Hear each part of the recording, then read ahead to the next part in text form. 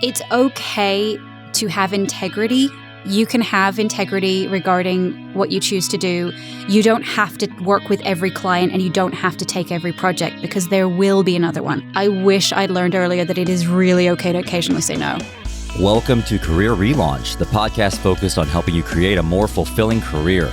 My name is Joseph Liu, and I'm here to help you gain the clarity, confidence, and courage to overcome the challenges of making changes to your career so you can do more meaningful work and enjoy your professional life. In each episode, I feature people who have stepped off the beaten path to reinvent their careers and successfully make a major career change. We talk through their unique personal stories, the challenges they overcame, and the lessons they learned along the way to help you take your own brave steps to improve your career and life. Today, my guest is going to explain how she relaunched her career from being a stage manager for a circus to becoming a voiceover artist. We'll discuss how to choose the right professional pursuits and how to tap into online marketplaces to build a freelance business. Afterwards, during today's Mental Fuel, I'll talk about the importance of saying no for the sake of your personal brand. Today, I'm speaking with Red Horrocks, a full-time freelance voiceover artist. Her career started in 2003 with a chance encounter with a video game developer and has continued to grow ever since. She's worked with a range of clients from over 100 countries, completing over 50,000 different projects. She's originally from West Sussex, England, but currently resides in the US. She makes a dynamite cup of tea and really enjoys her job. Now, I found this conversation really interesting because it's not every day you run into a voiceover artist, and also doing voiceovers has always been a little dream of mine. You can learn more about Red at careerrelaunch.net/36. Red spoke with me from Los Angeles. Hello, Red. Welcome to Career Relaunch. It is great to have you on the show today. Well, thank you so much for having me. Well, I am very excited to have you on the show today, Red. You're our very first voiceover artist on the show. So I was wondering if you could just kick us off by telling us what you're focused on right now in your career and your life. I'm at this really great point in my career where everything's very established and running quite smoothly and ticking along as it should be. I'm pretty busy. I'm recording about 200 to 300 projects a week on a good week. Yeah, it's quite a lot, but I love doing it, and it's really fun. It's lucrative enough that I can support my family. I'm nice and stable, and that's a really enjoyable place for me to be. That is amazing. That number sounds like a huge number of recordings to do a week. But before we get into how you actually manage your days, can you just explain, first of all, what a voice actor does and the types of projects that you work on? What I specialize in is narration.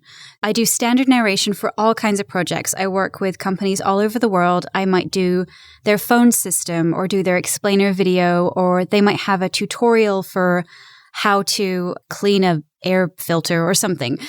Just anything that you can think of that someone needs to put a voice on. I do podcast intros. I do radio work. I've done elevators, going up. Pretty much anything that you can think of that someone would lend their voice to, I've done that kind of work.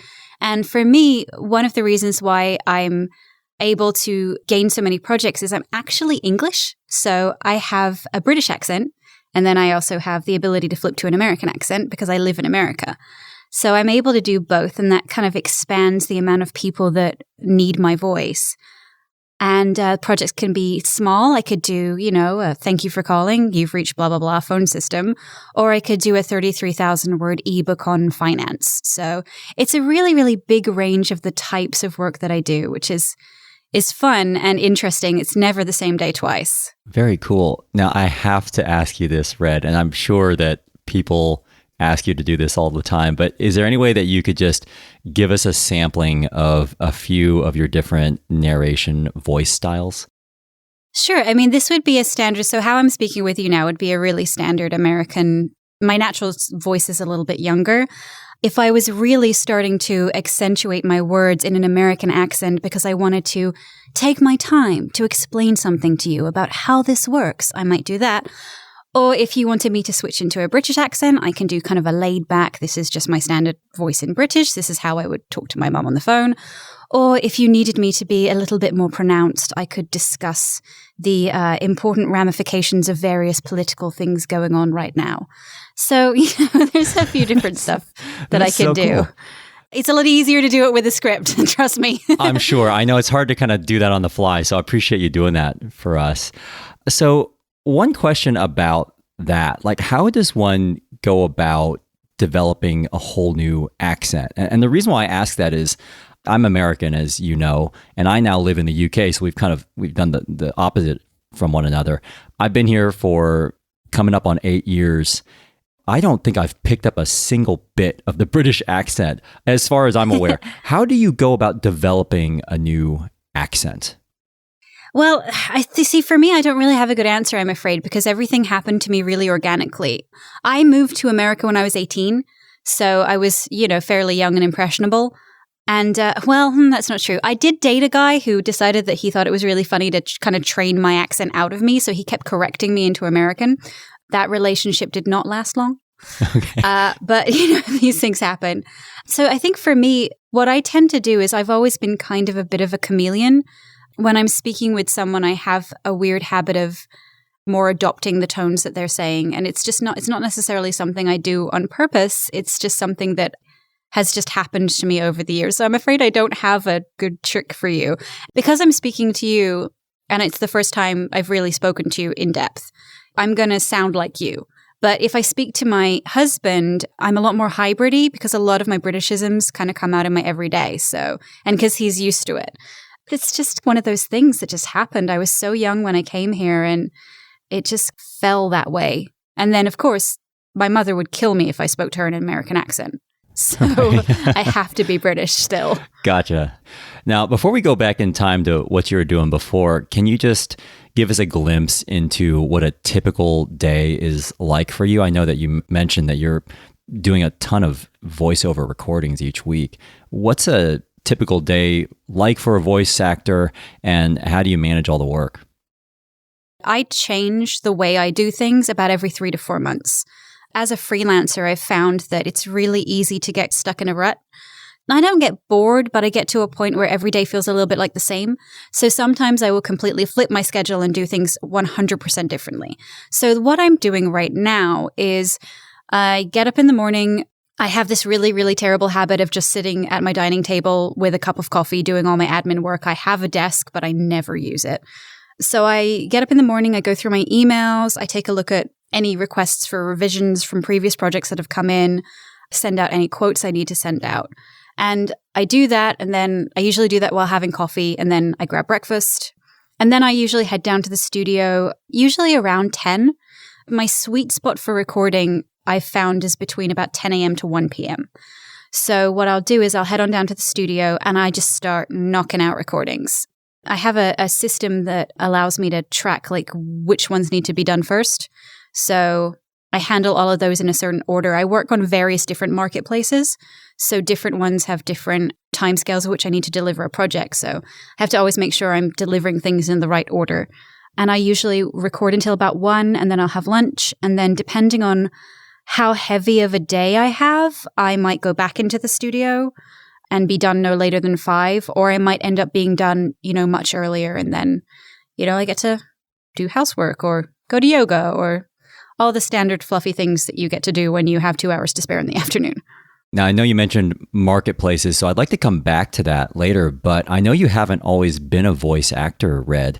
Can you tell us about your time as a stage manager for a circus company in Vegas, and then we can move forward from there? Back in college, my major was journalism, and then I switched it to communications, which is what my degree is in. But right after college, I'd started working with the theater company at my school, and I interned at a bunch of theater companies. This was back when I lived in Atlanta, Georgia. And I really, really enjoyed stage management. I liked how busy it was, how you get to work on really cool productions. I worked on a lot of nonprofit theater, and it was so much of the work that I was able to do was with these amazing people, and it was like a big family atmosphere, and you're working on a show for like 6 weeks and then you're done. So it's just very like progressed and moved. And I was also a technician, so I was a carpenter. I would hang lights. I would do all that good stuff, basically making any production I could run. And I worked a lot. I was super busy. I think the year before I went to the circus, I think I calculated that I had 17 days in the year that I didn't work. So wow. I've always been a bit of a workaholic. So I was working in that field for a long time, and then I started looking into working on some larger scale productions, and I interviewed for and was selected to move out to Vegas to work with a circus company as an assistant stage manager, which I did for about 3.5 years. And I was working on a massive $130 million show with so much moving equipment, 64 performers, 110 technicians. It was busy and big and crazy. And I did that for 3.5 years. And then I moved out of that into full-time voiceover work after that. Now, one of the things I've always wondered about, Red, with the circus world, what are the types of people who go into work in the circus? Like, are these people who have aspired to work in the circus their whole lives, or do they come from other industries? Like, what's a typical person who ends up working in the circus? Well, I mean, if you're talking about performers, you're probably looking at people who come from competition, especially competition gymnastics. We had former Olympians, things like that. These are people that have done gymnastics, been done with the competition circuit, and are at a point where they want to essentially retire from competition and move on to like a more stable job. So we had a lot of people who came out of competition, a lot of dancers. I mean, dancers are performers. They just go to whatever show they want to do. So, and as far as technicians go and stage managers and such, most people have backgrounds that are more either touring companies, or they might have worked on Broadway or the West End. So it's kind of an interesting conglomeration of people from all different aspects of performance that kind of come together. The other thing that my particular show had was we had professional skaters, rollerbladers. Oh, wow. So we had people who used to compete in the X Games, things like that.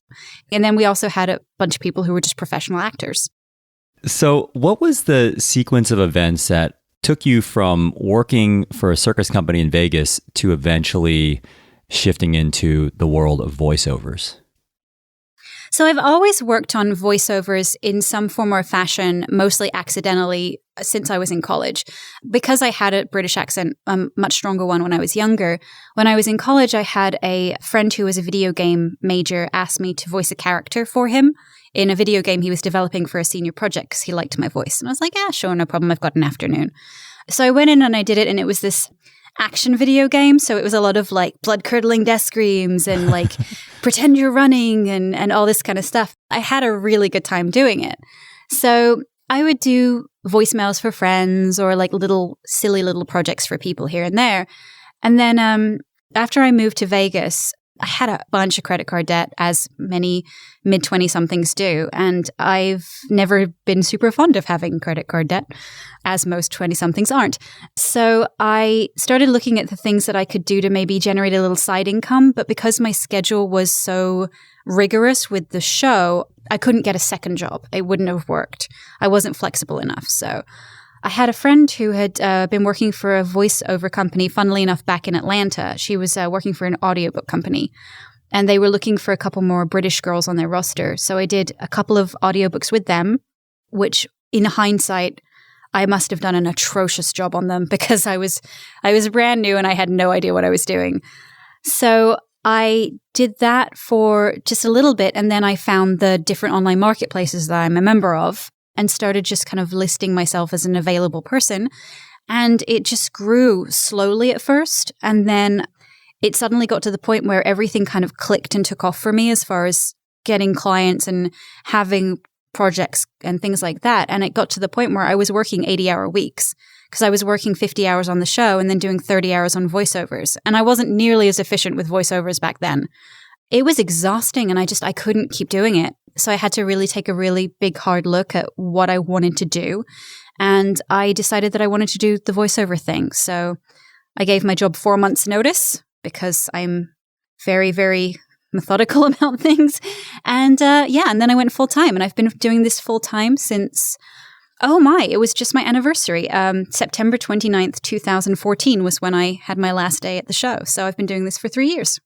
Once you started to shift to doing this full time, what was the hardest part of becoming a voiceover artist full time, where this was your main source of income? Or was there a major challenge behind doing that? It's still, even years later, I still get occasionally terrified that everything's just going to fall apart. I think that's a trait of many freelancers, because I'm really lucky as I have a really good client roster and I'm quite diversified. But at the same time, if one of my marketplaces suddenly isn't a viable option for me anymore, that's a big hit to an income that my family has become accustomed to. It's being kind of at the mercy of the marketplace is tricky. I've always struggled with that a little bit because of the uncertainty, but I found that that's sometimes combated well with really, really good savings plans.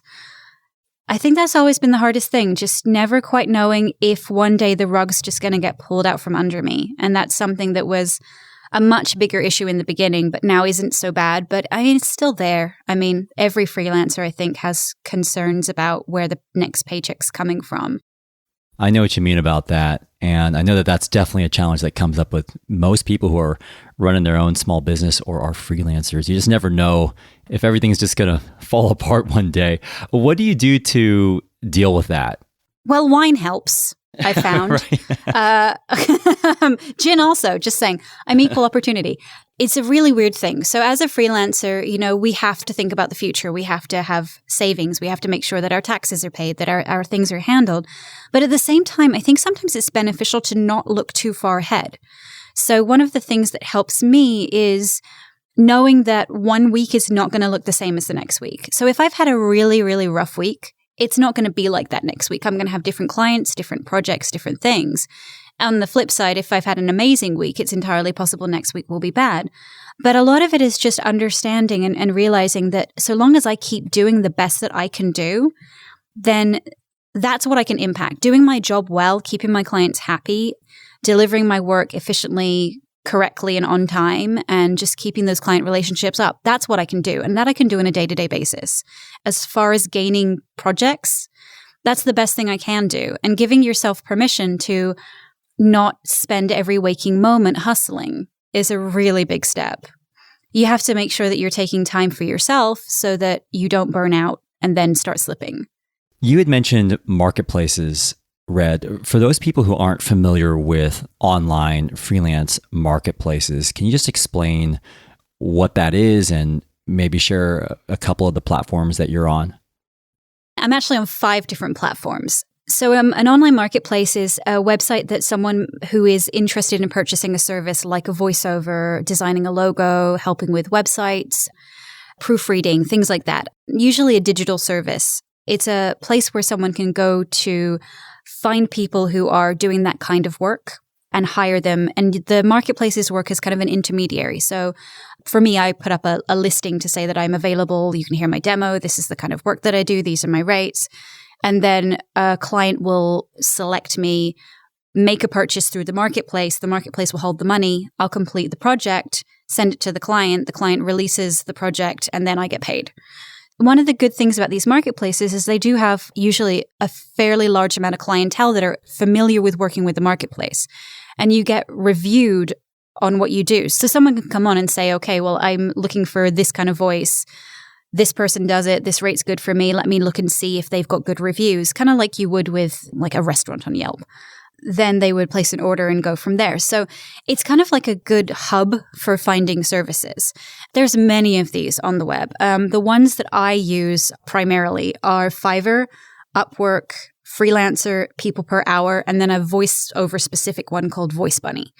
So I'd get different people purchasing different projects from these different marketplaces all day or, all week. And I'll just go through and handle them all on there. So diversifying and being cross-platform is really important, I think, for a freelancer. And you can choose to put more energy into one or the other, definitely. But for me, the one that's made me the most income and the one that I continue to be the most stable on is Fiverr.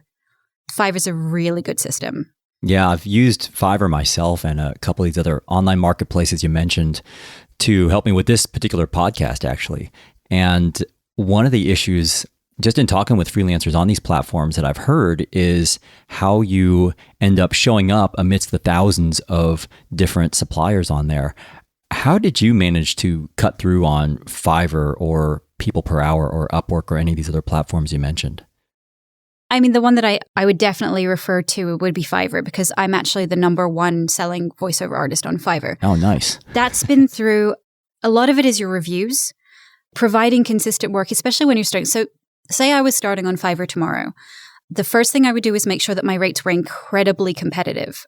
This is always a little bit of a sticking point for freelancers because obviously we're always worth more than we're getting paid. It's just the way things work.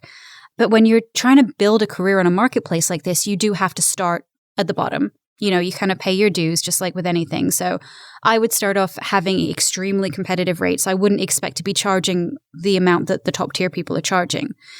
And then I would work on gaining clients.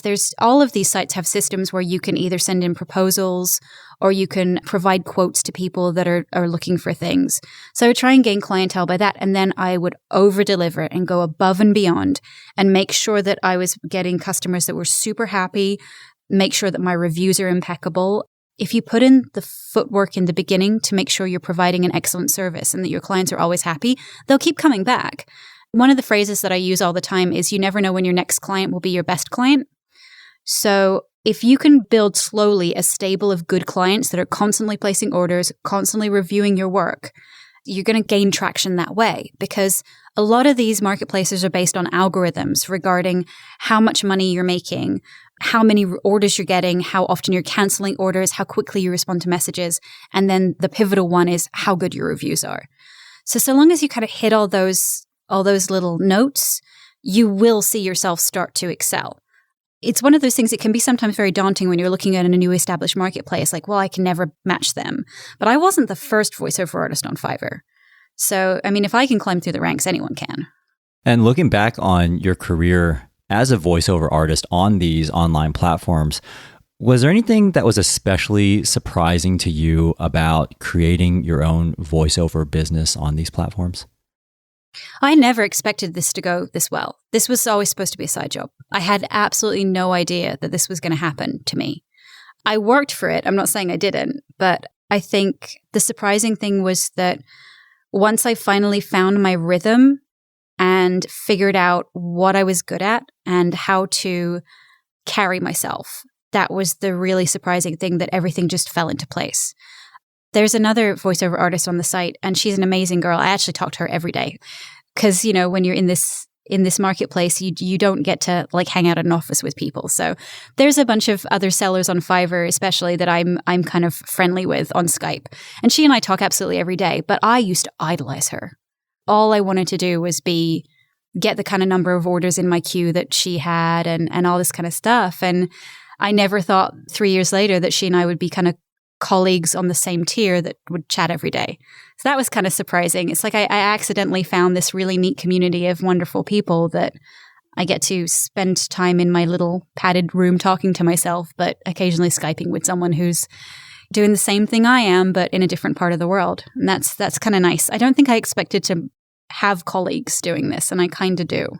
And that's very cool that you're able to make those kinds of connections. And when you look back on this evolution in your career, from going from doing this part-time to full-time, what's something that you wished you had known about this whole career change that you now know?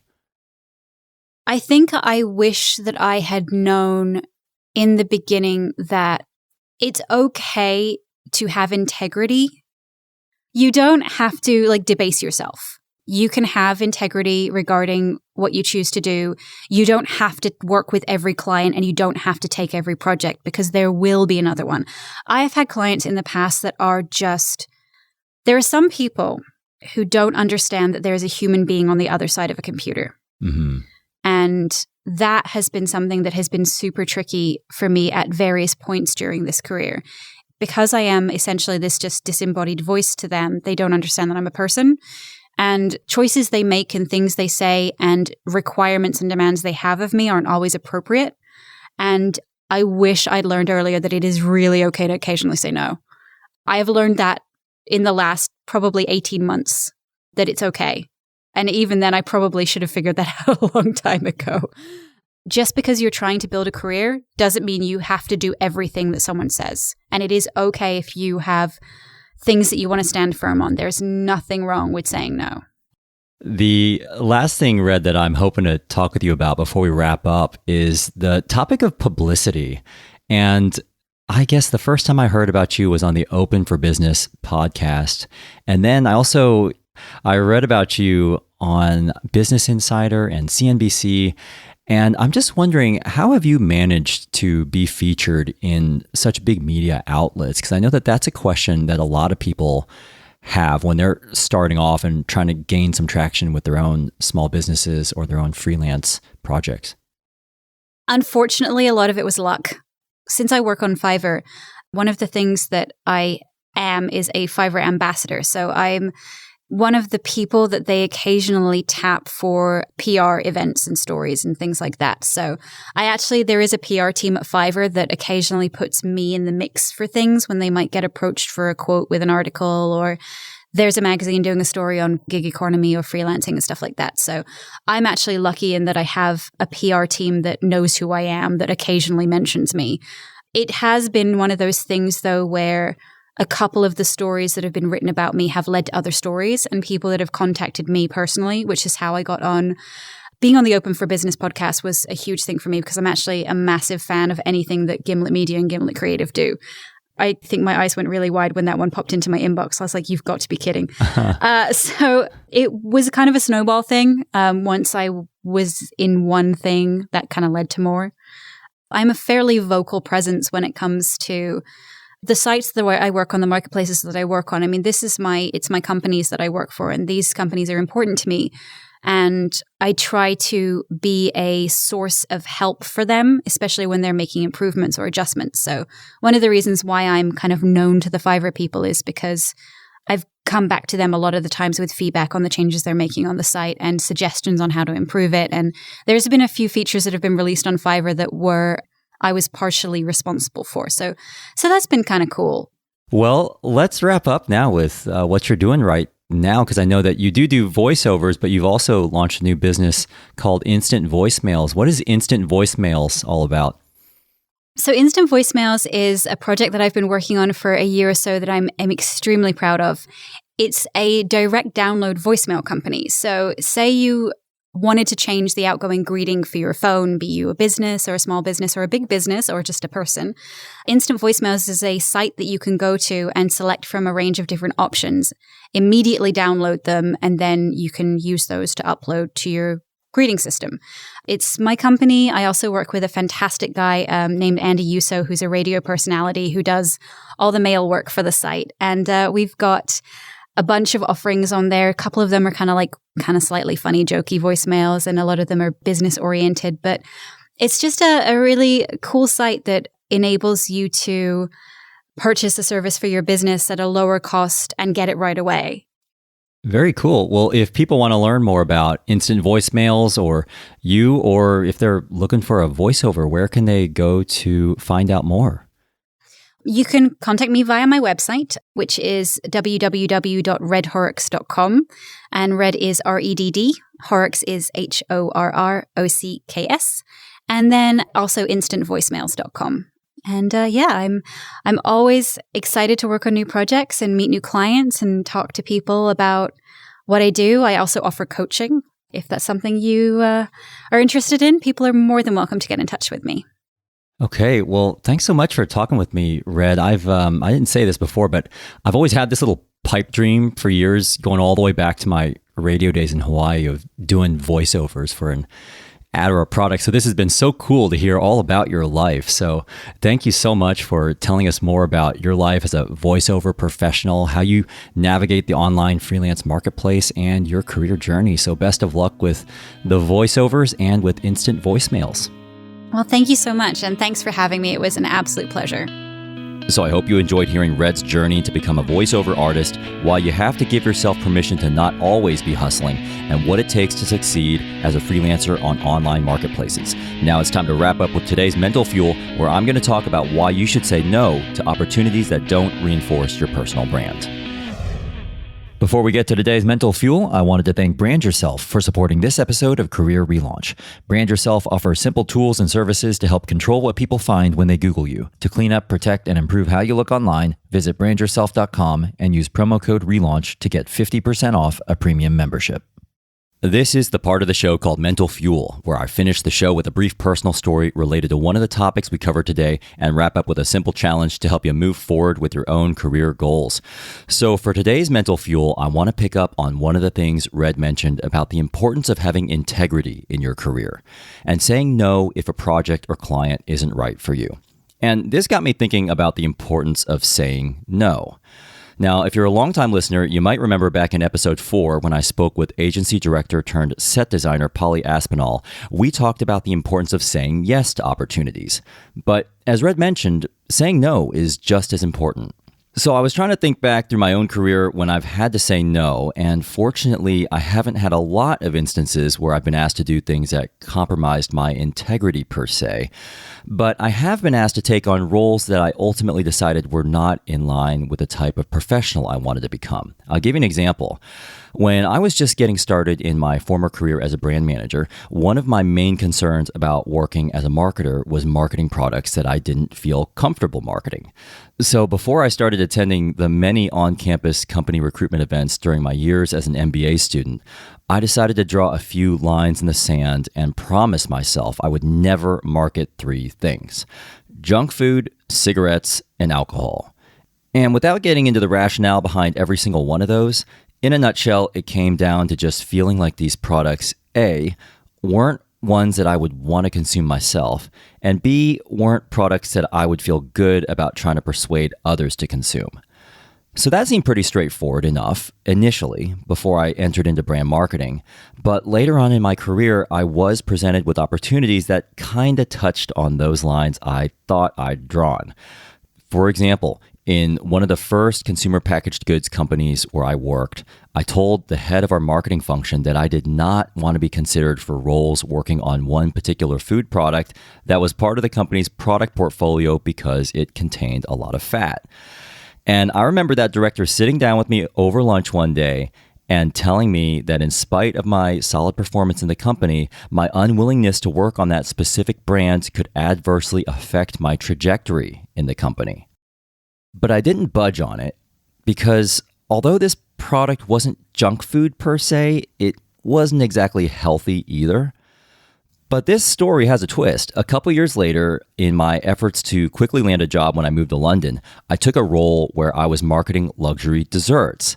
Then another role where I was marketing luxury ice cream. Now, were these products junk food? Maybe not quite, but desserts and ice cream aren't exactly good for you either.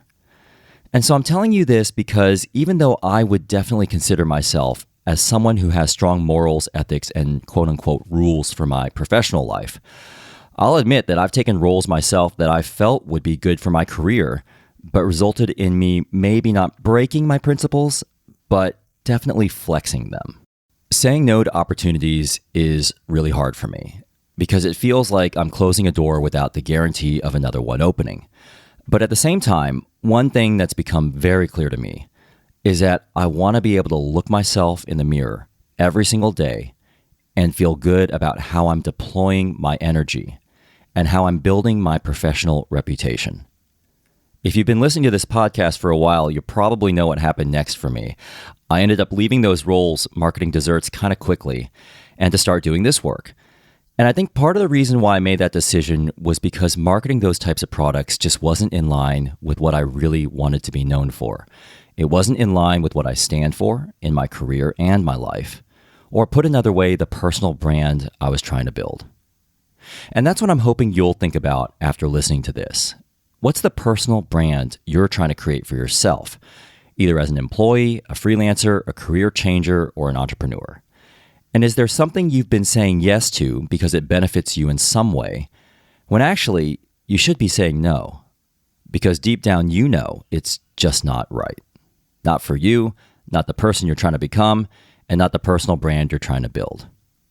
And what's great about saying no is that it opens up some space for you to say yes to other opportunities that are right for you. This takes me to a quote from the pianist Herbie Hancock. The strongest thing that any human being has going is their own integrity and their own heart. As soon as you start veering away from that, the solidity that you need in order to be able to stand up for what you believe in and deliver what's really inside, it's just not going to be there. So my challenge to you is to think about a looming project, client, or opportunity you've been considering and decide whether you really owe it to yourself to just say no. To think carefully about the personal brand you're trying to build and decide whether saying no could actually help strengthen rather than dilute that brand. We've been talking about personal branding here, so just to give a gentle plug, if you're looking for some help with clarifying exactly what you should be saying yes or no to, be sure to check out my personal branding course on how to build your professional reputation. In that course, I cover exactly how to define what makes you unique and steps you can take to reinforce who you are. I'm running a special deal for my podcast listeners right now, where the first 10 listeners who enroll before March 10th can get 75% off the regular price of $199. Just go to careerrelaunch.net/March18. That's careerrelaunch.net/March18. If you liked today's episode, and if you're interested in getting a summary of all the ideas we discussed, you can go to careerrelaunch.net/36. Thanks so much for being part of the Career Relaunch community, and a special thanks again to Red Horrocks for sharing her story with us today. This episode was mixed by Richard Pennington. Electrocardiogram wrote and performed our original theme song. Stay tuned for the next episode, where a CEO will share what she learned about her own career ambitions after taking a 1-year hiatus away from her work. I'm Joseph Liu, and I'll see you then.